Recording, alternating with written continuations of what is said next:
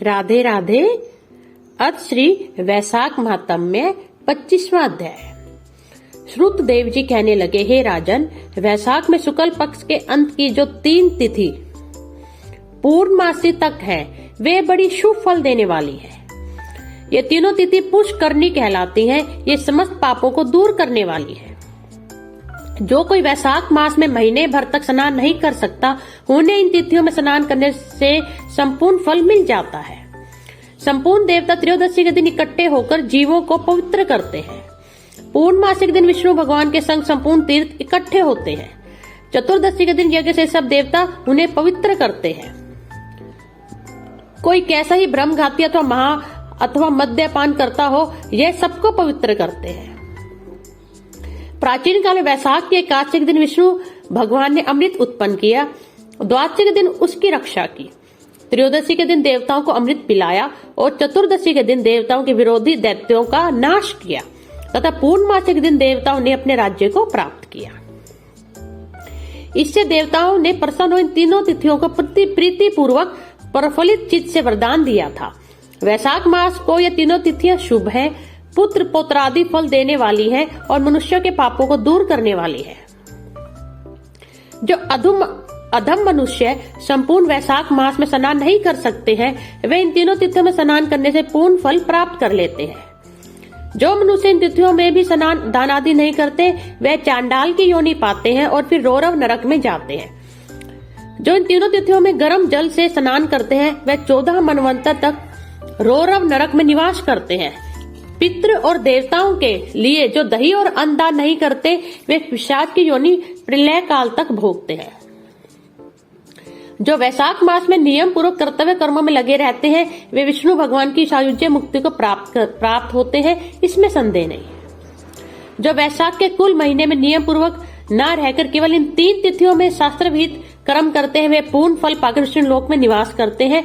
जो मनुष्य देवता पितृ गुरु और विष्णु भगवान के निमित्त स्नान दान नहीं करते, उन्हें हम शाप दे देते हैं। वे मनुष्य निसंतान आयुहीन और दुखी होंगे। देवता ऐसा वर देकर अपने अपने धाम को चले गए। ऐसे वे तीनों तिथियां बड़ी पुण्य कारणी है और सब पापों का नाश करने वाली है तथा तीनों पुष्करणी कहलाती है।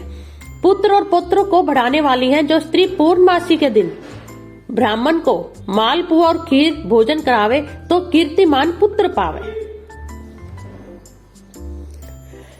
पिछले इन्हीं 3 दिनों में जो कोई गीता का पाठ करे, उसे प्रतिदिन अश्वमेध यज्ञ करने का फल मिले, इसमें कोई संदेह नहीं। जो कोई इन 3 तिथियों में विष्णु सहस्त्र नाम का पाठ करता है, उसके पुण्य के फल कहने की तो किसी में भी स्वर्ग अथवा पृथ्वी भर में सामर्थ्य नहीं है।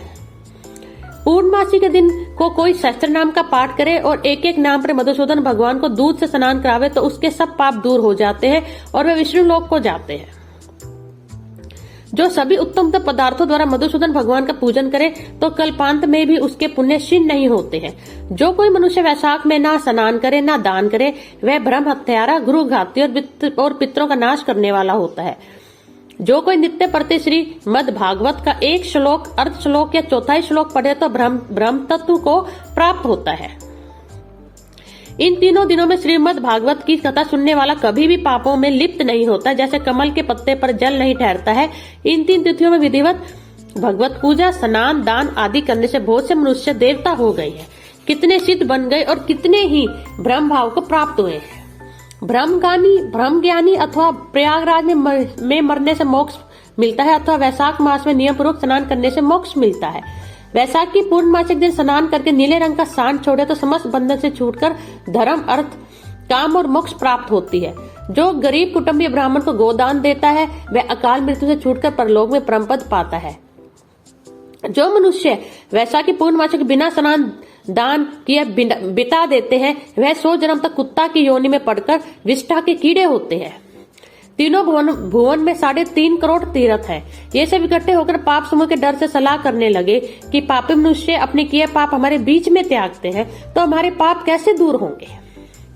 ऐसी चिंता करते हुए तीर्थ पाद हरि भगवान की शरण में गए और उनके अनेक स्तोत्रों द्वारा स्तुति करके प्रार्थना करने लगे। हे देव, हे जगन्नाथ, हे संपूर्ण पापों के नाश करने वाले, पापी मनुष्य हम में स्नान करके पापों को हमारे बीच में छोड़ आपके धाम को चले जाते हैं, तो हे प्रभु, हम तो आपके आज्ञाकारी हैं।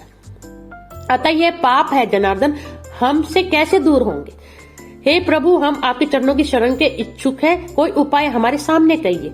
जब तीर्थों ने ऐसी प्रार्थना की तब भूत भावन भगवान हंसते हुए मेघ जैसी गंभीर वाणी से बोले, वैशाख के महीने में मेष की संक्रांति में शुक्ल पक्ष में जो अंतिम 3 दिन है, वे 3 दिन सर्व तीर्थमय पुण्य रूप है और मेरे प्राण प्यारे हैं।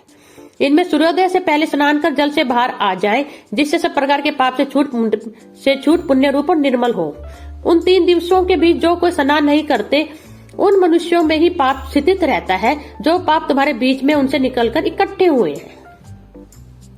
जो मनुष्य इस प्रकार तुम्हारे बीच में पाप छोड़ गए हैं, वे उनमें रहते हैं।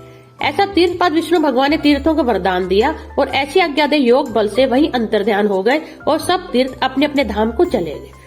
प्रतिव्रत वैशाख के महीने में पिछले 3 दिनों में सब अपने अपने पापों को छोड़ निर्मल होते हैं। जो वैशाख के पिछले 3 दिनों में स्नान नहीं करते, उन्हीं के ऊपर सब मनुष्यों के पाप आकर के ठहर जाते हैं। इस प्रकार स्नान न करने वाले मनुष्यों को तीर्थ श्राप देते हैं।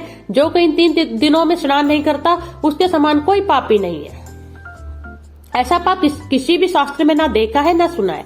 ऐसे पिछले 3 दिवस में स्नान, दान और मधुसूदन भगवान की पूजा ना करे तो इसके तुल्य कोई पाप नहीं। जो इन कर्मों को ना करे वह 14 मनवंतर तक नरक में पड़ा रहे। इस प्रकार संपूर्ण वैशाख का महात्म्य महाबुद्धिमान श्रुत कीर्ति के आगे कहा हुआ जैसे जैसे सुना या देखा तदनुसार ही माधव मास की कथा वर्णन की गई है।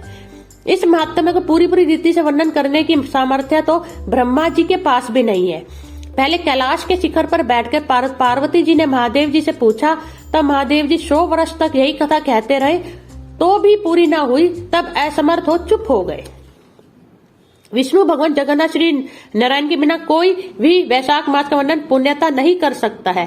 पहले सब ऋषियों ने मनुष्यों की हित कामना से थोड़ा थोड़ा वैशाख मास में वर्णन किया है, परंतु हे राजन, किसी ने अंत नहीं पाया।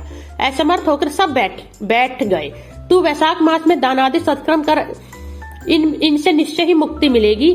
ऐसा मिथिलापति राजा जनक को समझाकर श्रुतदेव जी राजा से पूछकर जाने का विचार करने लगे तो राजा को एक साथ आह्लाद उत्पन्न हो गया, नेत्रों से जल टपकने लगा। तब उत्सव करने से प्रवृत्त हुआ और अपनी वृद्धि के लिए श्रुतदेव जी को पालकी में बैठाकर ग्राम की प्रदक्षिणा कर चतुर्गनी सेना को संग भेजा और पीछे पीछे स्वयं चला। फिर अंतपुर में ले जाकर वस्त्र, आभूषण, गो, पृथ्वी, तिल, स्वर्ण आदि सब प्रकार के वैभव आगे रख नमस्कार कर हाथ जोड़ सन्मुख खड़ा हो गया। तब महातेजस्वी महायशस्वी श्रुतदेव जी अत्यंत संतुष्ट हो प्रसन्नता पूर्वक अपने धाम को गए। तब नारद जी कहने लगे, हे राजा अम्बरीश, यह परम अद्भुत आख्यान मैंने तुम्हारे सम्मुख वर्णन किया, जिसके सुनने से ही संपूर्ण पाप नष्ट हो जाते हैं और सब प्रकार की संपत्ति मिलती है। इसी से भोग, ज्ञान और मोक्ष प्राप्त होते हैं। नारद जी के ऐसे वचन सुन महायशस्वी राजा अम्बरीश मन ही मन ऐसा प्रसन्न हुआ कि बाहर के सब व्यापार छोड़ दिए और दंड की तरह पृथ्वी पर गिर सिर से प्रणाम करने लगा तथा सब प्रकार के ऐश्वर्यवान पदार्थों से नारद जी की पूजा की। फिर भगवान नारद मुनि ने राजा से पूछकर अन्य लोग चले गए, क्योंकि शाप के मारे वे एक जगह नहीं रहते थे। राजर्षि अम्बरीश भी नारद जी के कथन अनुसार शुभ धर्म का आचरण करते हुए निर्गुण भगवान में लीन हो गए। सूत जी बोले, जो कि इस पाप के नाश करता और पुण्य को बढ़ाने वाले परम अद्भुत आख्यान को सुनता अथवा पाठ करता है, वह परम गति को प्राप्त होता है तथा जिसके घर में हाथ की लिखी पुस्तक है, उसके तो हाथ में ही मुक्ति है, सुनने की भी कुछ आवश्यकता नहीं है। ओम नमो भगवते वासुदेवाय। धन्यवाद। राधे राधे।